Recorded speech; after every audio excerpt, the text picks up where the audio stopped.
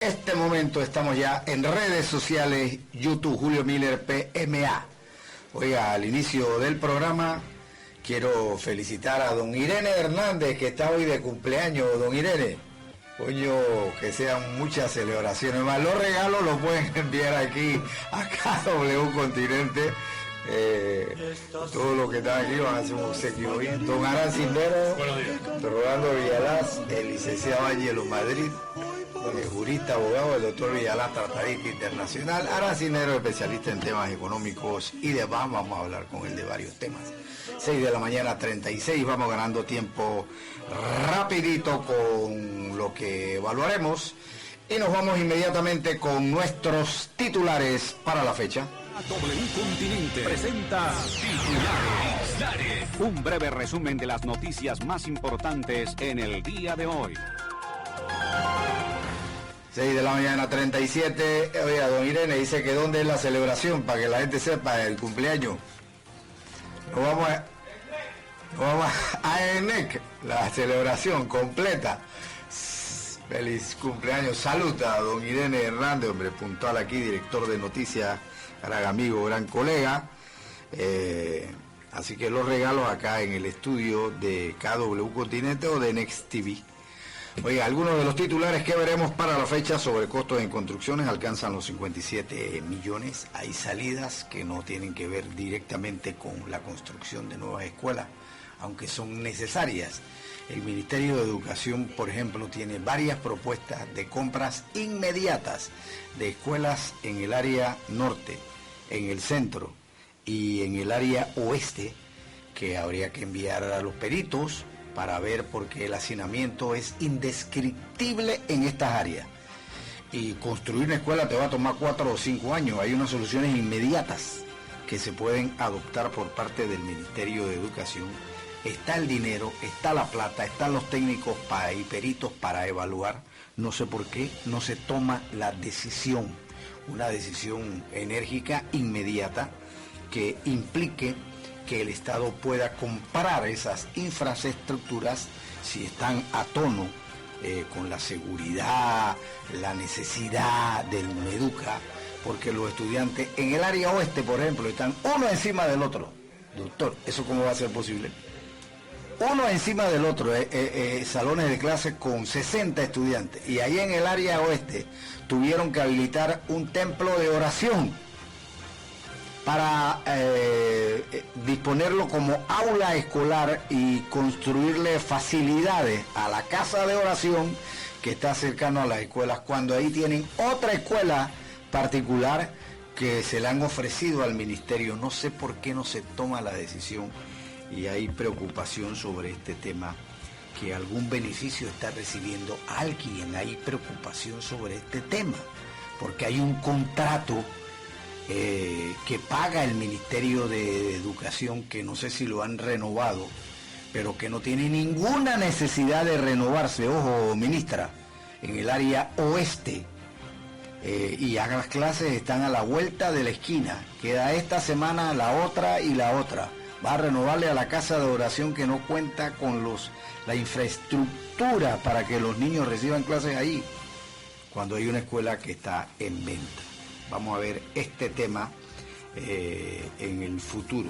En el plano nacional también siguen llegando migrantes a Panamá. Oye, ¿cuál sería la cuota de migrantes a Panamá? ¿Cuánto podemos aguantar de migrantes, doctor?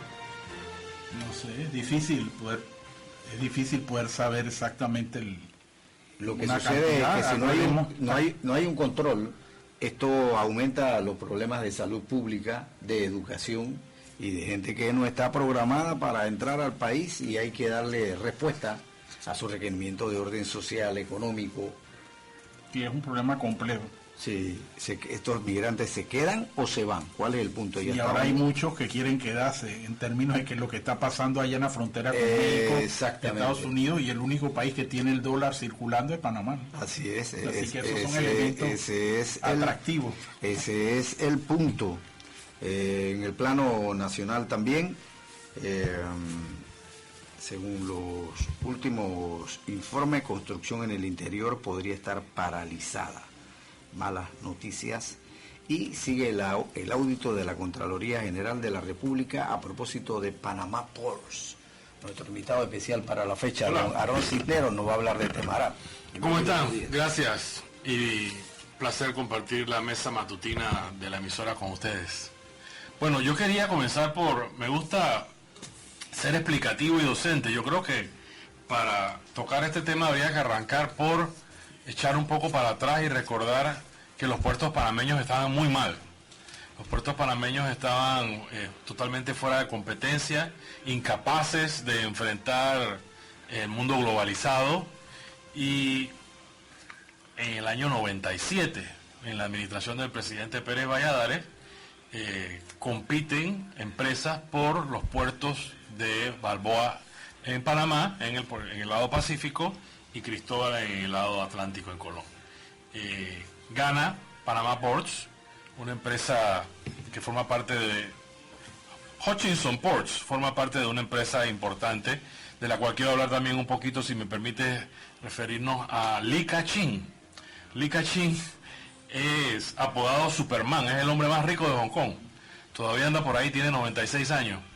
Se parece a Bob Arum, tiene 90 y pico y diré el boxeo mundial. Pasó el poder a su hijo Víctor, que maneja esta empresa. Es un conglomerado gigantesco, tiene muchas otras cosas además de puertos, maneja comercio, telecomunicaciones, infraestructura.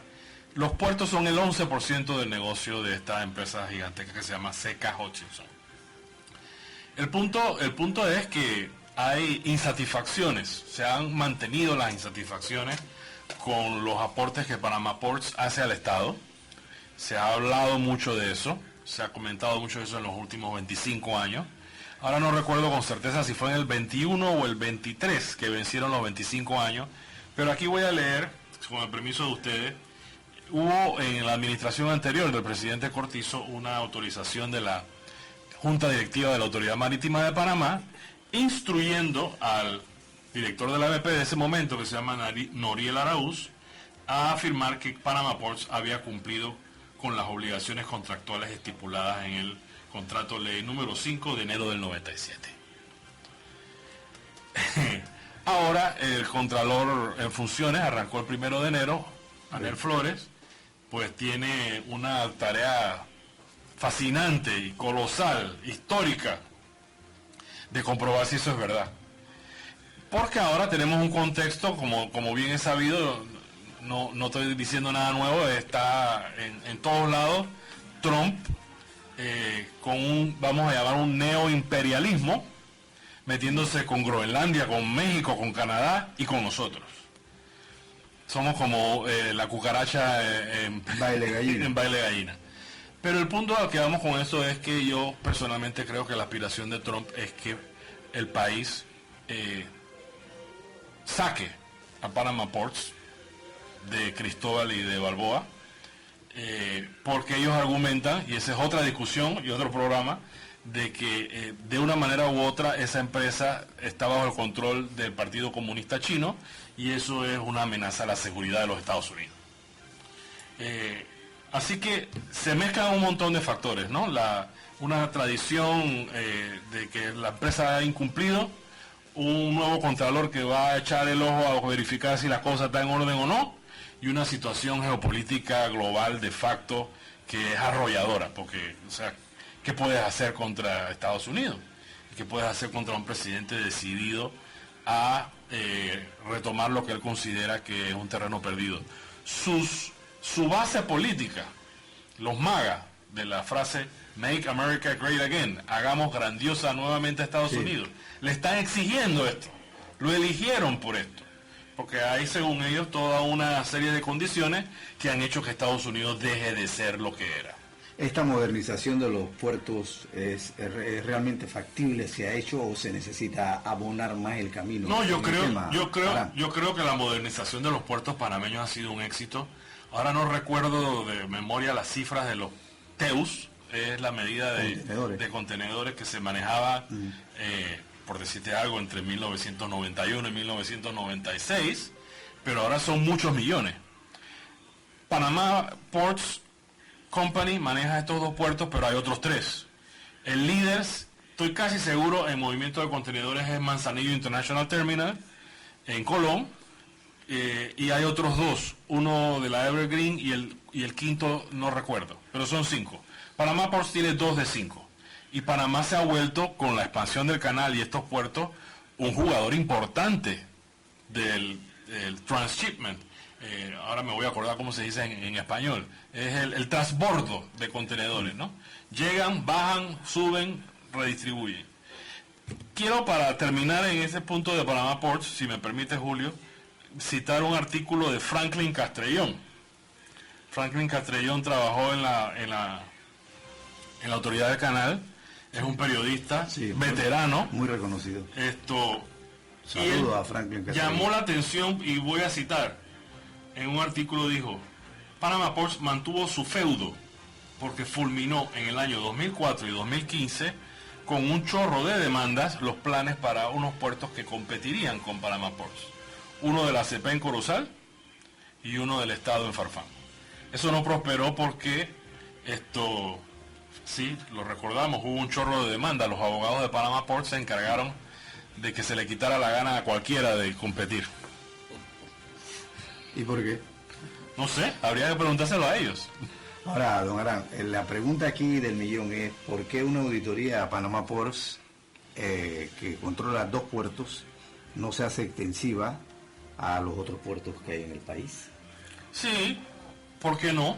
No debería ser contra una empresa o contra un puerto, sino contra las empresas que manejen puertos en el territorio nacional. Hay unos criterios de lo que pagan por movimiento de contenedor, la anualidad fija, y en el caso de Panama Ports, confieso que no soy un conocedor a profundidad del tema, creo que el Estado es dueño del 10% de la empresa, a diferencia de los otros 4 puertos, porque los otros 3 puertos. Aquí lo que está en discusión es si le pagaron al Estado lo que tenían que pagar, si se hicieron las cosas como tenían que hacerse, y entonces eso debiera ser extensivo a los otros puertos, señor Contralor. Sí, sí. Sin diferenciación, sin privilegios. Todo por igual para todos.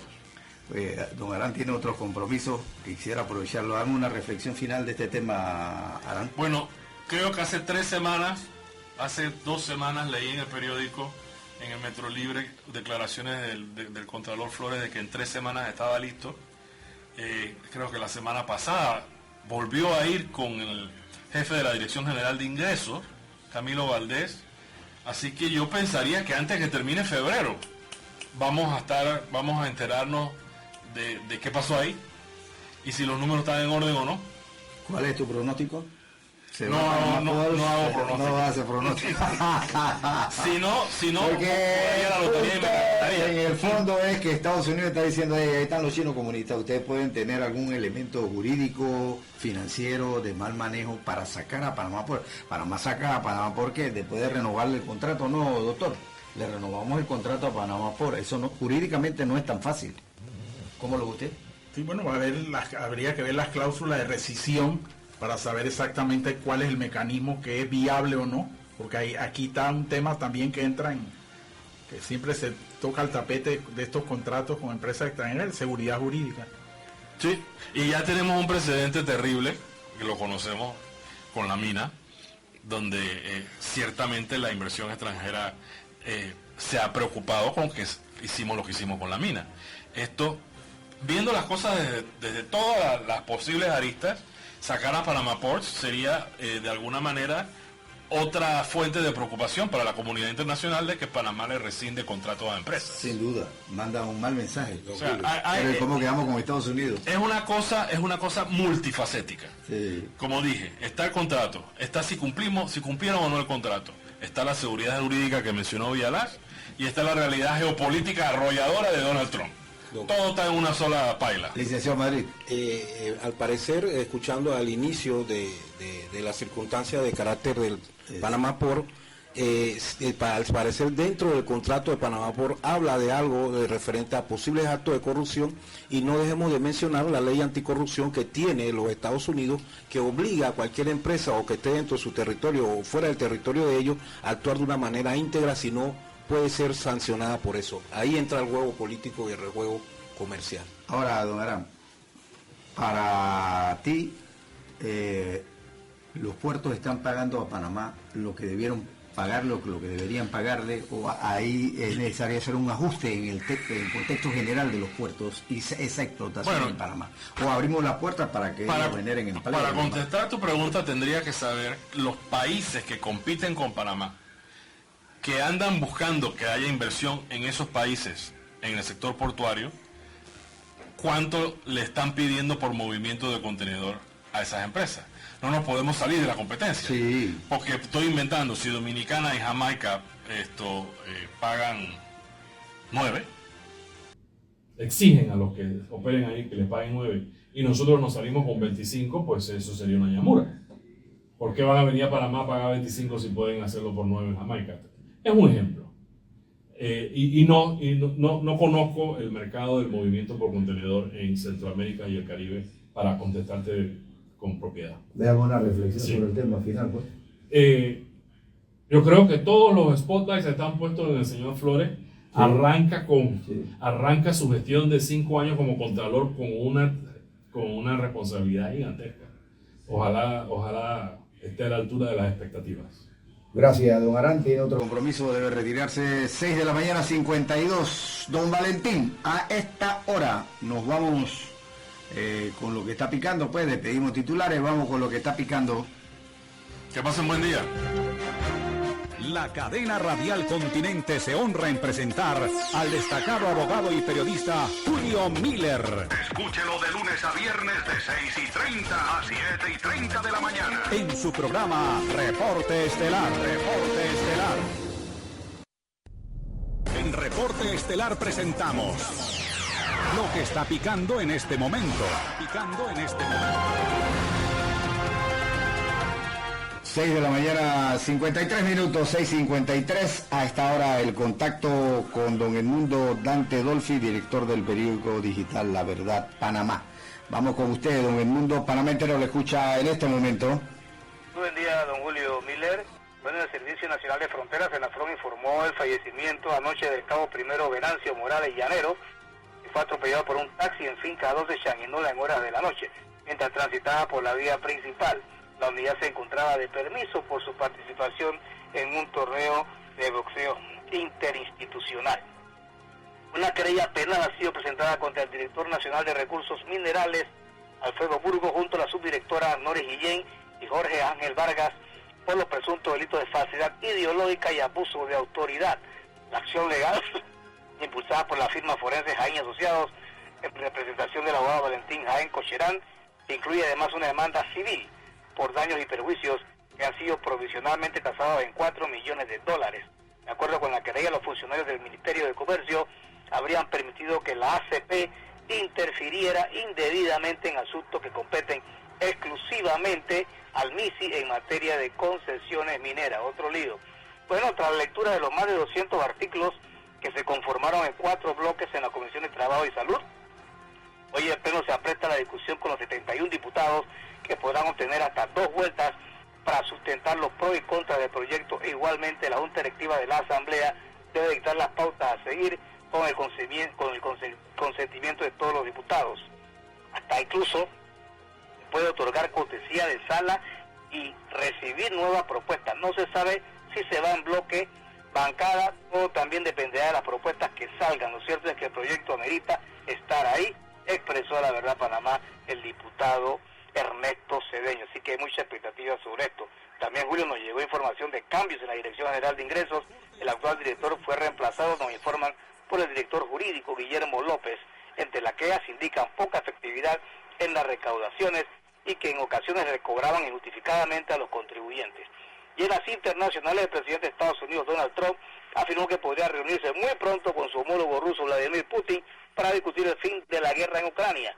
En declaraciones a la prensa en West Palm Beach, Trump aseguró que su gobierno está trabajando muy duro para lograr la paz entre Rusia y Ucrania. Y subrayó que tanto Putin como el presidente ucraniano Volodymyr Zelensky participarán en las negociaciones. Hasta aquí lo que está picando y esperemos qué ocurre en la Asamblea, Julio, hoy, a ver si hay más protestas en contra de este proyecto, en que la mayoría de los diputados, por lo menos de la Comisión de Salud, le han dicho no al aumento en la edad de jubilación. Adelante, don Julio. Oiga, don Edmundo, tenemos nuevo director general de ingresos, entonces, ¿se reemplaza a Camilo Valdés? Eso es lo que hay, la información que manejo es que hay un encargado que es un asesor jurídico. Así que vamos a tratar de ver si lo confirman en el puesto o qué, pero esa es la información que manejo. Está don Camilo Valdés. Así es. Es que veo pocos informes de la Dirección General de Ingresos a propósito de las recaudaciones, cómo terminó el tema de la moratoria, si se rindieron los resultados y sobre todo esto de fortalecer las acciones de la Dirección General de Ingresos con el tema de la doble factura, con el tema del incumplimiento y de la evasión fiscal. Me parece un tema que la Dirección General de Ingresos actual no ha superado y el país requiere urgente que se cobren los impuestos por lo menos. Exactamente, ¿no? Y esta información dice que esta situación se dio entre jueves y viernes, así que es fresco. Información de adentro, ¿no? Dice que hace tiempo estaban buscando un reemplazo, así que hay un asesor jurídico ahí, no sabemos si ya lo sacaron o está ahí esperando que le nombren el reemplazo, pero la situación, Julio, precisamente una situación de crisis que vive el país, cuando la Dirección de Ingresos tiene que manejarse con la mayor efectividad y transparencia, y mira lo que aparece ahora, tenemos ese nudo gordiano ahí que impide una recaudación que le permita al país por lo menos respirar, ¿no? Desde el punto de vista fiscal. Así que vamos a ver qué es lo que ocurre. ¿Cómo se llama el director de asesoría jurídica? Ya le doy el nombre, espérese. El director de asesoría jurídica, espérese. Wow, lo tengo, espérate. Es Guillermo López, ese es el nombre que manejo, don Julio. Ah, ok. Gracias, don Edmundo. 6 de la mañana, 58 minutos, 6:58 minutos de la mañana. Don Ángelo Madrid, aquí en el estudio central, doctor Rolando Villalaz. El tema de las protestas acapara la atención y los procesos judiciales. Ayer, precisamente, en una comunicación aquí interna con don Ángelo Madrid y con el doctor Villalaz, intercambiamos mensajes alrededor de ese tema, de las protestas y las investigaciones alrededor de este tema. Yo debo partir de la premisa fundamental que el tema de la violencia en los últimos disturbios tiene que investigarse y deben deslindarse responsabilidades en este tema. Sin duda, no tengo la menor duda, porque las calles no pueden volver a ser el escenario que fueron durante el tema minero. No me refiero a la protesta, la gente tiene derecho a protestar y es un derecho que debe motivarse, que debe ser efectivo y hay que plantearlo como tal. Respetar el derecho a la protesta. Partimos de eso. Lo que no puede permitirse es que estemos en un escenario cercano a la anarquía en la antesala del caos, donde grupos se toman las calles, crean una especie de caos social, nadie se puede movilizar. Entonces, a pesar que hay autoridades, tenemos otras autoridades en las calles, no como tales, sino que dirigen las calles y nos dicen si hay que pasar o no pasar y cobran por eso, como se dio como nota característica durante las protestas mineras. Y es un tema preocupante. Entonces, en el intercambio de los mensajes, y yo había señalado palabras más, palabras menos con relación a este tema, que no puede ser que se nos desvíe de la atención fundamental. Fíjese que he dicho que hay que investigar y me parece que el presidente Mulino ha puesto el dedo sobre la llaga que otros presidentes evadieron. Este tema hay que enseriarlo y que sí, son permitidas las protestas, pero tú no me provocas un caos social que le causa perjuicio a más de 2/3 de la población en todo el territorio nacional. Eso no es posible. Bien. Y que hay otras investigaciones de la administración de Varela y Cortizo que no se han realizado. Usted nos hizo el planteamiento inicial, don Ángelo. Sí, es correcto, don Julio, profesor Villalaz. En efecto, el sistema de justicia ahora mismo está pasando por una situación bien delicada.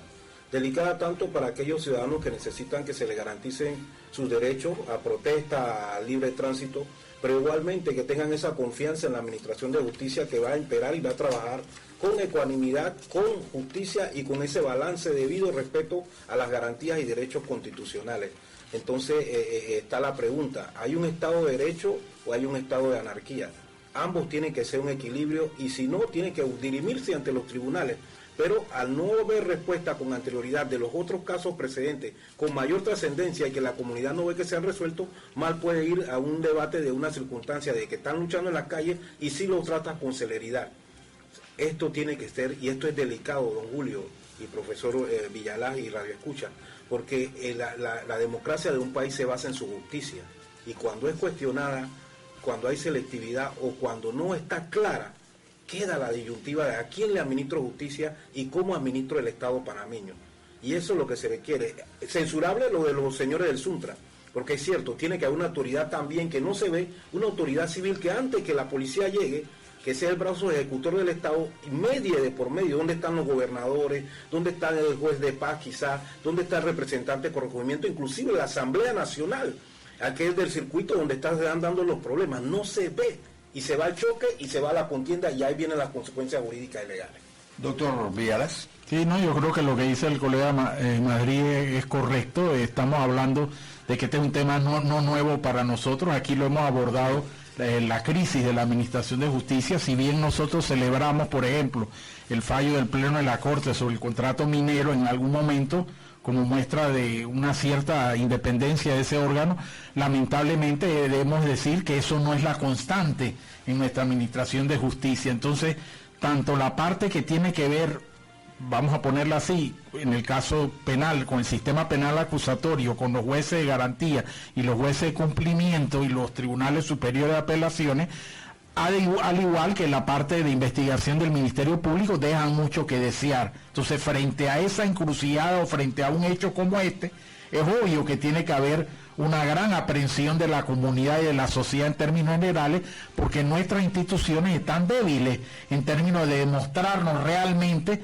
que esa celeridad que ahora que está demostrando, se debe demostrar igual para otras situaciones y otros casos y otras personas y otros grupos que efectivamente también requieren que sean puestos sobre o sean emplazados y dirimidas sus responsabilidades legales frente a una serie de acontecimientos que se han dado. Entonces, es muy cierto, la Administración de Justicia se enfrenta a una situación importante porque sin estar sólidamente estructurada y con grandes cuestionamientos o agujeros en cuanto a la forma como se dan estos trámites en el caso del sistema penal acusatorio, pues viene esta situación de este caso que se presenta con los desórdenes que ocurrieron la semana pasada y entonces claro, hay una percepción de que se está acelerando este proceso por circunstancias X específica y no precisamente esa misma celeridad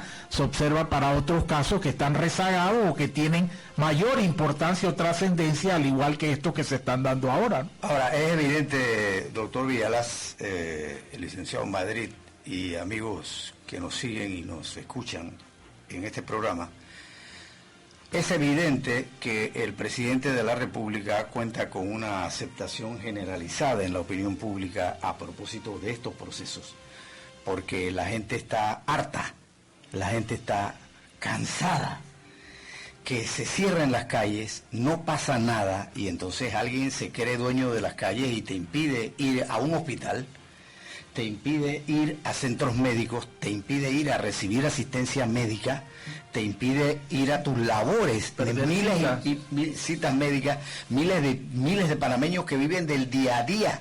Y yo he sentado el ejemplo en mi caso particular, que en mi formación nosotros vivíamos del día a día. Esto es lo que consigues en el día. Con eso es que comes y te mantienes en el día. La gente que tiene salario fijo no tienen ese problema, pero el 70 y tanto % de los panameños son empleos informales y viven del día a día. Entonces tú paras las calles como decirle, hoy tú no comes, hoy no tienes derecho a comer, hoy no tienes derecho a ganarte la vida y prepárate, porque viene duro para ti el día de hoy o los siguientes días si me sigues cerrando las calles.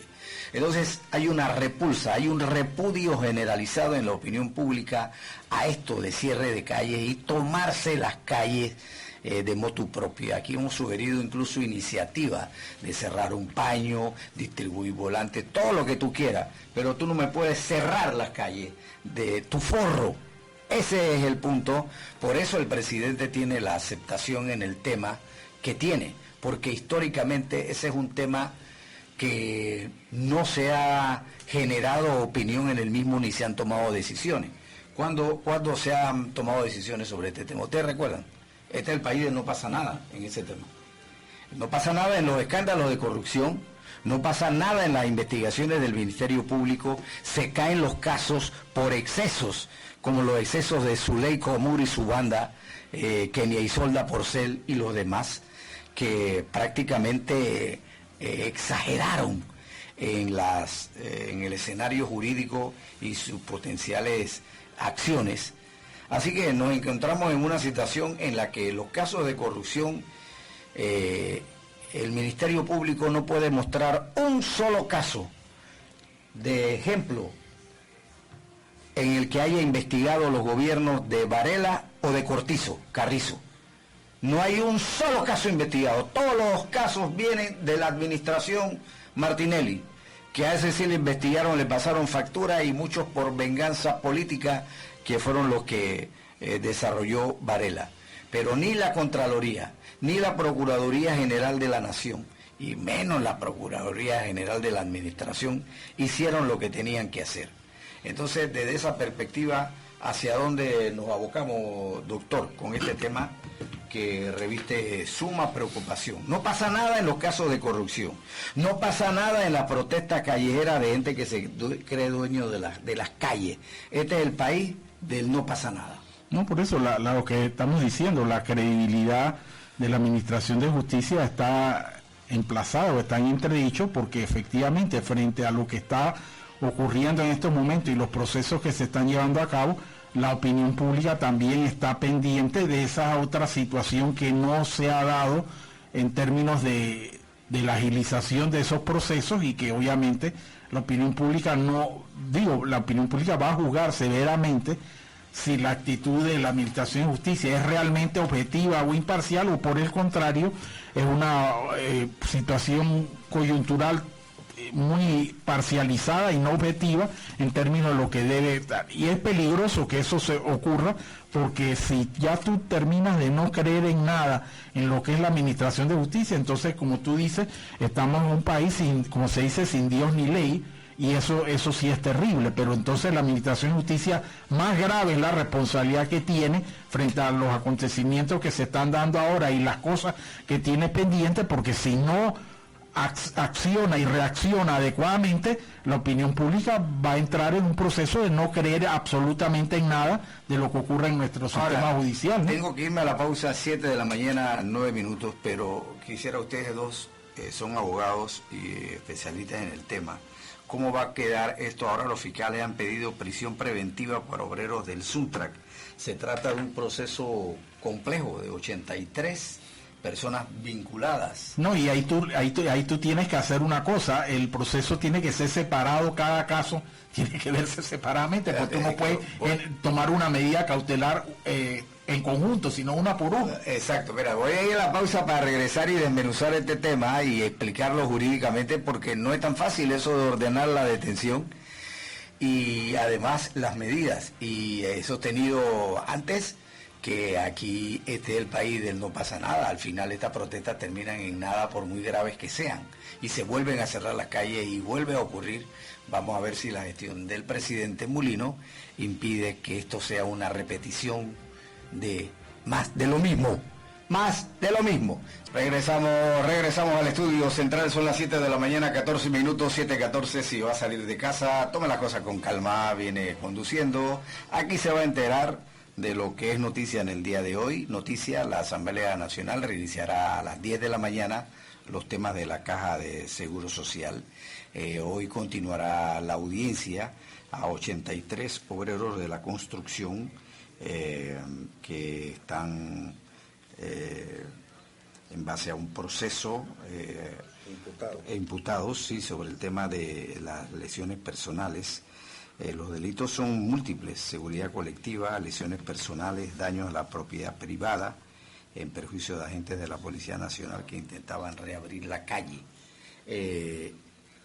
Sin duda que este es un tema que amerita, más que superficiales señalamientos, plantearlo desde la realidad. Licenciado Madrid, ¿cómo lo ve usted?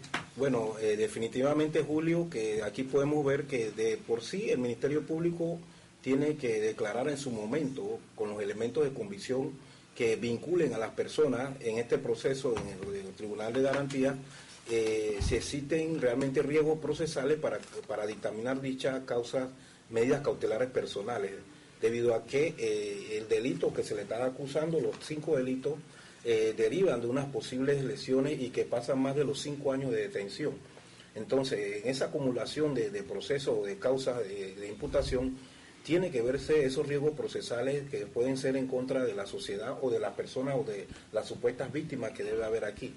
Entonces, ¿qué resulta aquí? El 502 del Código Procesal señala las causas complejas, ¿verdad?, que requieran, en efecto, que exista una misma modalidad de tipo penal, que exista varias personas involucradas, que en efecto igualmente tengan algún tipo de participación dentro de ella, y el Ministerio Público, a través de sus fiscales, determinarán y solicitarán a través de esa audiencia en el Tribunal de Garantía si es causa compleja, o sea, que se extienda más de un año en dicha investigación, pero sí, de momento parte con... Estamos en la etapa de la formulación de cargo, de la imputación. De la imputación. Sí, la audiencia combo, la audiencia que le llaman combo, Ajá, porque apenas han pasado, lo único que ha declarado la juez es imputación, pero ahora ya pidieron la medida cautelar y hay que resolver si se declara o no causa compleja. Todo eso se tiene que resolver ahora en esta audiencia. La docencia a la opinión pública, de declararse causa compleja, ¿qué pasa? Se extienden los términos de detención preventiva y de investigación, o de medidas cautelares. Todo se extiende por de un año, o se puede prorrogar inclusive un año más adicional hasta 3 años. Sí, máximo 3 años. Dependiendo de los riesgos procesales del 222, 224, 227, si en efecto quedan detenidos por las medidas cautelares personales o se le dan una de menor severidad, ya sea firma ahora, 15 los 30 o no salida de impedimento. Vamos a la concreta aquí, vamos a la concreta. ¿Cómo determinas tú quién arrojó el bloque en esto que se denomina pues homicidio en grado de tentativa, que lo establece la normativa? ¿Quién arrojó el bloque y hacia quién establecemos responsabilidad del tema? Para eso están las expertise que debe desarrollar el Ministerio Público con todos los elementos probatorios. Los videos que hemos visto no lo muestran. Del primo no, directamente. La evidencia probatoria que hemos visto en los canales de televisión, que hemos visto en las redes sociales, que hemos visto en todas partes, no muestran quién arrojó el bloque. Entonces aquí, ¿cómo determinamos responsabilidades de detención preventiva para 83 obreros, que es lo que están pidiendo los fiscales? Por eso, pero es que lamentablemente, digo, esa es una medida que tú puedes generalizar, como en este caso, pedirle a 83 personas, pero tienes que separar uno por uno cada caso, porque el juez de garantía no puede decretarla, me pide 83, te decreto 83, no. Tú tienes que comenzar a ver caso por caso, y como dice el juez Madrid, el grado de participación y las pruebas que tú me estás aportando que demuestran que esa persona es autor, es cómplice, en qué grado de responsabilidad tú me lo estás vinculando, y que el juez de garantía tenga conciencia y convicción de que efectivamente esa persona merita esa peligrosidad que lleva a la detención preventiva. Pero es caso por caso, o sea, no puede ser generalizado, tiene que ver uno por uno, y habrá que ver que el Ministerio Público está aportando como prueba para demostrar eso, más allá de lo que nosotros hemos visto por las redes y por los canales de televisión, ¿no? Sin dejar de mencionar el principio de inocencia de carácter constitucional, que todos los imputados tienen derecho. Ahora el Ministerio Público tiene que hacer esa labor y esa tarea, y comienza el periodo de 6 meses a aquellos que se han relacionado o vinculado en este proceso. Esto es interesante, licenciado Miller y profesor y radioescucha, dado que cuando se dan ese tipo de situaciones de causas solamente se pueden, o se han dado en casos como lo del Diablo Rojo, lo de Odebrecht, o otros casos así que se han dado de circunstancias, pero son muy pocos, y el Ministerio Público e igualmente la infraestructura de nuestro sistema penitenciario no tiene esa capacidad temporal para manejar esa cantidad de gente. Por eso la división allá en Villasaíta y otro en el sistema penal acusatorio en Plaza Ágora, donde en efecto las limitantes de infraestructura limitan la labor tanto del Ministerio Público como de la órgano judicial, dado que lo que hemos litigado ahí sabemos las limitantes de celda, de la de IJ y de todos esos lugares que puede ser, ojalá la defensa y pueda manejar y pedir unas medidas, porque ciertamente comienza ahora el periodo de investigación y de ahí se debe derivar si se extiende o no, o si se declaran medidas de carácter restrictivas personales, que son la detención provisional y es la mayor ratio de aplicación de la norma en este caso. Pero debe haber ese balance entre lo que es el grado de inocencia y la responsabilidad penal en cualquier acto supuestamente delictivo. ¿Cuál es el pronóstico aquí, mi querido doctor Villalaba? Es difícil Fiscales piden detención preventiva para 83 obreros. Tú vas a mantener, mientras dure la investigación, privados de libertad. Por eso, como tienes que hacer la separación uno por uno. Actualmente lo están. Sí, por eso, porque hubo una imputación y ahí es mucho más, digo más fácil, pero si tú imputas, pues efectivamente con ciertos elementos, esa audiencia en la parte esa no tiene mayor problema, pero en esta de las medidas cautelares es distinta porque tú tienes que separar una persona por otra. Entonces yo, lo particular, yo veo difícil que esos 83 se le mantenga la detención preventiva a los 83. Creo que habrá unos más, unos menos, y ahí se sabrá efectivamente por los aportes probatorios que presente el Ministerio Público y que el juez o la juez de garantía admita o advierta que la peligrosidad de la persona lleva a llevar a esa situación a la detención provisional o no, a buscar otra de las alternativas que hay como medidas cautelares, ¿no? Don Julio, y Radio Escucha, profesor Villalá, también hay que destacar que de aquí se desglosó un porcentaje de unos 300, 400 personas que estaban detenidas y que se derivaron para juez de paz, los juzgados de paz, y ya de ahí se desglosó como estos 83 obreros. ¿Qué elementos de tiempo, modo, lugar habrá tenido el Ministerio Público para considerar eso? A ver qué es lo que se debate en la audiencia, pero también igualmente ponernos a ver si cada uno de ellos son responsables de eso o no. Prima la presunción de inocencia sobre lo que es la seguridad del Estado y la seguridad institucional, que es lo que se quebrantó contra supuestamente la Policía Nacional.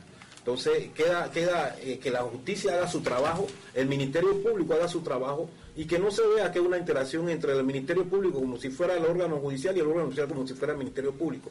Debe haber esa separación e independencia que señala el Código Procesal en su artículo 22, objetiva, favorable y desfavorablemente a favor tanto del imputado como del doctor, que se respete el debido proceso, que se respeten las garantías fundamentales, que no se escondan los expedientes, que se permita el derecho a la libre defensa, porque esto lo preconizó Varela y sus fiscales, y que esa no sea la carta de presentación en la administración del presidente Mulino, que vivió en carne propia, así como yo, los entuertos, los excesos y los abusos de fiscales como Zuleika Mur, que abusaron del ejercicio de su función como fiscales. Sí, hagamos otra aclaración también que es importante para evitar estigmatizaciones.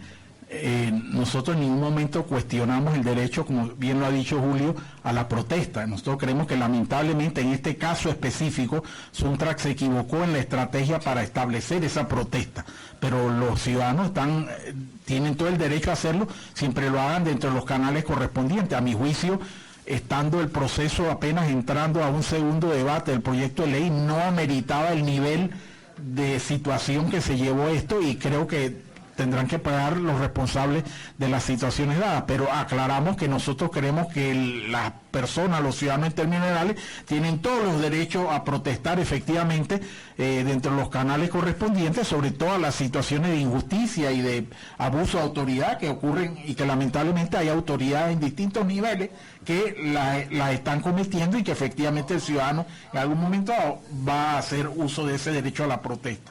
Buen punto. Revisemos el tema de los elementos probatorios, con ustedes que son especialistas en el tema, y lo relativo a causa compleja versus probar los delitos que los fiscales endilgan a los presuntos responsables. porque ellos lograron que se imputaran los cargos por la supuesta comisión de los delitos contra la seguridad colectiva, lesiones personales, daños a la propiedad privada, en perjuicio también de los agentes policiales, y daños a la propiedad pública, porque al final se trata de fondos públicos. Ahora, al final del camino, ¿quién va a asumir la reparación de los daños ocasionados en la infraestructura? Que esa es la pregunta para el cierre. ¿Quién va a asumir los daños causados y cuánto va a demorar? Porque este es un hospital necesario para los niños del Panamá por dentro. Sin duda, sobre todo los descamisados del Panamá por dentro. Es que ¿Cómo lo ves? En este caso, para eso están las expertise, las peritajes, las evaluaciones, las auditorías, lo que es la evaluación médica, física de muchos posibles lesionados, y ahí eso se va a aportar, como señala muchas veces en la audiencia. Pero ¿cómo lo individualizas a la hora de la formulación? ¿Cómo tú dices que aquel que tiró esa piedra, en ejemplo, ese bloque, el daño que te causé fui yo? Exacto, dentro de los 15, 20 que estábamos en este piso, o los otros que estábamos al frente, o los que estábamos en el entrepiso, ¿cómo? Ese es difícil de... ¿Y al que le cayó el bloque? Exacto, entonces... ¿Y al que le cayó la varilla? Y tiene que ser algo bien metódico, científico y personalizado, dado que el delito no puede ser para todo colectivo. El mundo. No, porque no es un delito de carácter colectivo, es un delito individual, porque tú estás haciendo las 5 individualizaciones por los 5 delitos diferentes que te están indilgando. Entonces, ahí hay una contradicción que es bien interesante a las escuelas, a las facultades de Derecho, a los juristas que están trabajando esto, a la defensa y también al Ministerio Público, para ver si debidamente se puede respetar ese principio de inocencia y las garantías fundamentales y derechos que consagra el Código Procesal y la Constitución, e igualmente el derecho a la defensa. ¿Qué dice, doctor, a propósito de individualizar que probatorio? Y por eso ahí hay una situación que tiene que definirse y aclararse dentro del proceso. Pero ¿a quién responsabilizamos por la varilla, por el bloque? Por eso, aquí también, digo, es un elemento adicional, esa parte tendrá que verse con la empresa constructora también, que tenía la construcción y los materiales que tenía ya copiado en ese momento. Los daños a la propiedad privada. Sí, no, y el uso de los materiales que estaban ahí, porque fueron materiales que fueron usados indebidamente para accionar ahí sobre esa situación.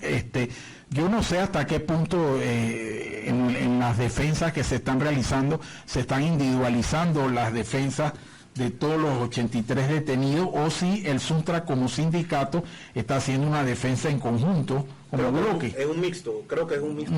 Conozco varios colegas que están ahí en la defensa. Separados, ¿no? Y están ayudando a los que están, en este caso, los 83 imputados.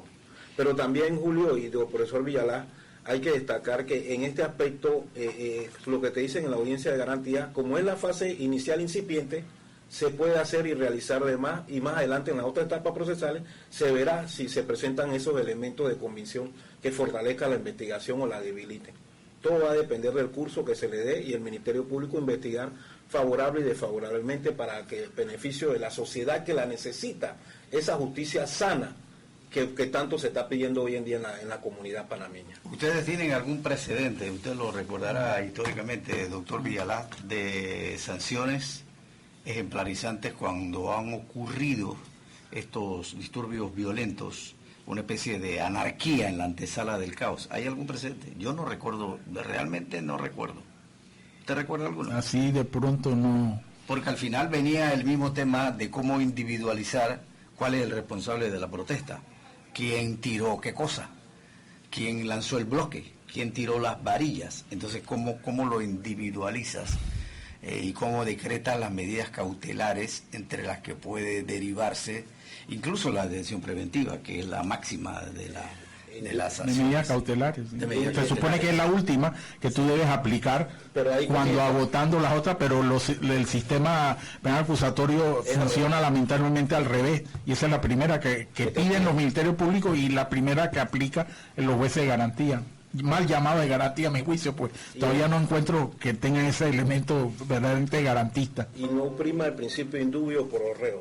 En materia de duda, el reo debe ser favorecido acá. El que tú eres como reo imputado, el que tiene que demostrar que tú no eres culpable. Y esos son los cambios constitucionales que tienen que venir a futuro y que se debe respetar. Sí, en la ley y en la Constitución, en las dos. Tú eres culpable hasta que tú demuestres lo contrario. Sí. ¿Y entonces cómo debiera ser? tienes que ser inocente hasta que el Ministerio Público te demuestre que tú seas culpable. Sí, y así tienes derecho a oír a otras instancias igualmente. Aquí partimos de la tesis de que tú eres culpable. Tú eres culpable hasta que tú lo demuestres lo contrario. Sí, o sea, y es un resabio del sistema inquisitivo, ¿no? O sea, tenemos todavía la vertiente inquisitiva vigente en el planteamiento de los jueces de garantía y de los fiscales, ¿no? Tengo un planteamiento interesante que me hace el doctor Luis de León Arias, presidente de la Asociación Nacional de Juristas. Dice, de un prolijo análisis del orden jurídico, político y nacional, y tomando como fuente el escenario interno del país contaminado de incertidumbre, quebrantado la unidad del pueblo como soberano y como consecuencia el verdadero y real Estado de Derecho, que pone en riesgo la institucionalidad democrática, es necesario, dice el doctor Luis de León Arias, no solamente la reorganización del Estado, también se requiere incluir profundas transformaciones en los distintos órganos del Estado para ejercer una verdadera función jurisdiccional dentro del contexto de la constitucionalidad. Los estudiosos del derecho no podemos conceptualizar, dice de León Arias, un Estado de Derecho como la República de Panamá, sin que exista la jurisdicción constitucional, que debe individualizarse como prioridad para ser un objetivo de la Asamblea Constituyente cuando ésta entre en función legislativa. Se debe crear el Tribunal Constitucional o Corte Constitucional con funciones específicas de control judicial de constitucionalidad para consolidar la unidad nacional, transparencia y seguridad jurídica, y se garantice la estabilidad del Estado al tenor del principio de la equidad. Firma Asociación Nacional de Juristas, doctor Luis de León Arias. Me parece interesante. Ese es un planteamiento que muchos sectores han hecho, de la creación del Tribunal Constitucional como una medida alterna, y que el pleno de la actual Corte no tiene la capacidad para asumir el atender casos prioritarios que tienen que ver como amparos y otras cosas que en estos momentos se difieren en el tiempo porque no se dan abasto en la actual Corte. Y aquí se viola la Constitución diariamente y no pasa nada. Este es el país que no pasa nada. Pero aquí, ¿qué va a pasar? ¿Va a pasar algo? ¿Ustedes qué creen? Yo lo que sí creo, como mensaje de la comunidad y el apoyo que ha recibido el presidente en redes sociales, en la opinión pública en general, que no se pueden seguir cerrando calles por métodos violentos. Eso definitivamente que la comunidad no lo tolera, lo repudia, y esto va con los dirigentes. Hey, doctor, creen iniciativas, sean creativos, cierren y sean responsables también. Claro. Porque, llevan una causa correcta y justa. Es lamentable que tienen muchos adeptos a esa causa, pero la gente no está de acuerdo con los métodos que está usando para luchar. Entonces ahí estás equivocándote. Sin duda, lo dejamos de ese tamaño, y por eso el respaldo que ha recibido el presidente Mulino a propósito de este tema.